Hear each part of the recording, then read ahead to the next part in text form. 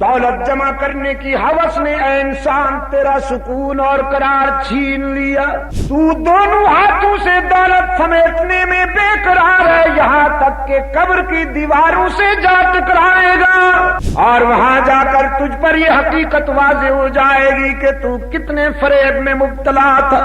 جو عملی زندگی جس کو وہ دعوت اور تبلیغ سے تعبیر کیا کرتے تھے, اس کا آغاز کیسے ہوا ہے, ذرا اس پر روشنی ڈالیے گا. جی بالکل. 1962 یا 63 کے بعد آپ وابستہ ہوئے ہیں مفکر اسلام حضرت مولانا مفتی محمود صاحب رحمۃ اللہ علیہ, ماشاء اللہ, اور سید محمد یوسف بن نوری صاحب رحمۃ اللہ علیہ. اور جب مفتی صاحب نے غالباً 64 کا قومی اسمبلی کا الیکشن لڑا تو آپ اس تحریک کا حصہ رہے, ماشاء اللہ, اور اسی تحریک میں آپ کو پہلی مرتبہ جیل بھی جانا پڑا. اچھا, اور آپ تقریباً 6 ماہ وہاں رہے, ان سختیوں سے بھی گزرے. چونکہ تحریک ختم نبوت کے عروج کا دور ہوگا. جی جو مفتی صاحب الیکشن لڑ رہے تھے, قومی اسمبلی کے لیے جا رہے تھے, تو آپ ان کی وابستگی اور فکر کا اندازہ اس بات سے لگا سکتے ہیں کہ انہوں نے روز اول سے جن کے ساتھ وابستگی اپنائی اور جن کے ساتھ جڑے, تو آخری وقت تک انہی کے ساتھ وابستہ رہے, اور اس طرح انہوں نے اپنی زندگی کا آغاز کیا. اور چونکہ اللہ نے آپ میں خداداد صلاحیات جیسے قرآن کریم اور اس کا اس انداز میں اس کی تعبیر کر جانا کہ بڑے بڑے اہل علم اور اہل نظر اش کر اٹھیں, اور کلام کا انتخاب اور گفتگو میں ایسا سحر کہ آپ اپنی جگہ خود بناتے چلے گئے, اور اللہ نے آپ کو بہت بڑی مقبولیت سے نوازا, ترقیوں سے نوازا. اچھا, ان کا جو انداز تھا خطابت کا وہ یعنی یونیک ہے. اس وقت سے اب تک بھی ہمیں ان کے کوئی ثانی نہیں ملتا نا, مطلب وہ اپنے انداز کو شروع کرنے والے بھی وہی تھے, خاتم بھی وہی تھے. تو یہ انداز کیسے ڈیولپ کیا اور اس کے بارے میں وہ کیا بتاتے تھے؟ اس کے بارے میں دیکھیں, میں تو جو کہتا ہوں وہ یہ کہ حضرت دادا جان سے سیکھنے کا موقع ملا اور ان کے ساتھ رہنے کا موقع ملا. ان کی پہچان صرف طرز نہیں تھی, ان کی پہچان ترنم نہیں تھا, ان کی پہچان ایک فکر تھی. انہوں نے ایک نسل کی تعمیر کی ہے. صرف اگر ہم ان کو طرز اور سحر کے اعتبار سے لے تو میں سمجھتا ہوں یہ ان کے ساتھ ناانصافی ہوگی. بالکل. ہاں, چونکہ خداداد صلاحیات تھی اور ان کا انداز اس طرح جامع اور مقبول تھا کہ وہ اپنی مثال آپ تھے.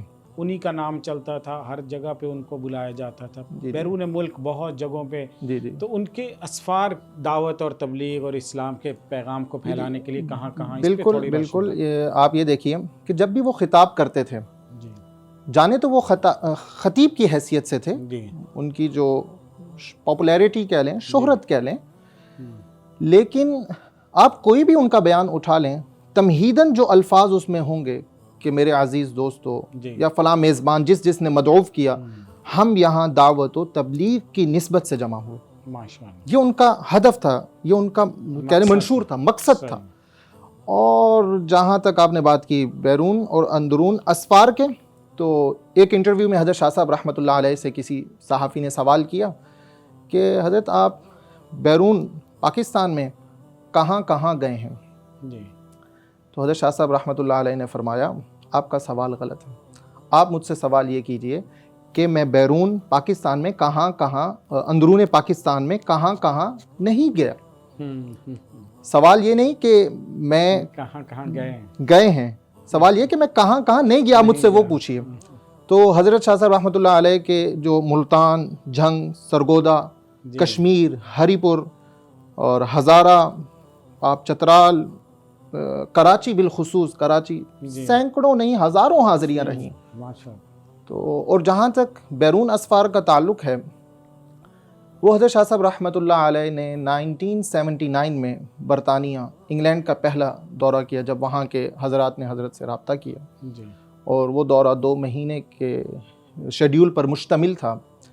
اور وہیں سے الحمدللہ آپ نے واپسی پر حجاز کا سفر بھی کیا, اور آپ ماشاءاللہ حج کر کے واپس آئے. تو یہ بیرون دوروں کی آغاز تھا ابراڈ حضرت کا. That was the first travel of مولانا عبد المجید ندیم شاہ صاحب ٹورڈز لندن, اور وہاں سے پھر پوری جرنی سٹارٹ ہوتی ہے کہ آپ آخری وقت تک 2015 3 دسمبر میں حضرت شاہ صاحب رحمۃ اللہ علیہ کا وصال ہو رہا ہے. آپ 100 سے زائد ممالک میں گئے.